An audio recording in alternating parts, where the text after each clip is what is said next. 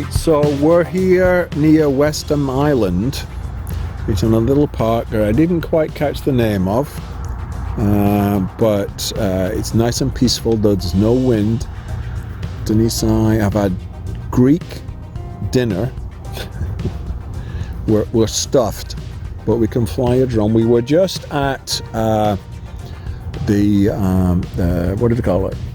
The big long sticky thing out into the water. The jetty. I don't know. Well, where they dump all the coal and all that stuff.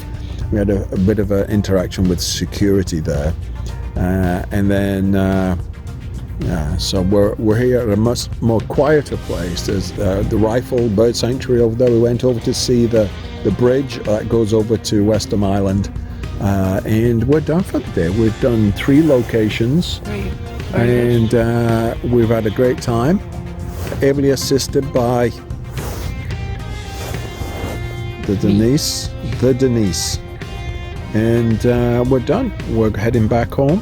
It's a beautiful location here, as you can see by the drone. We're in a little park up on a little, perfect for flying here because we're up on a little rise.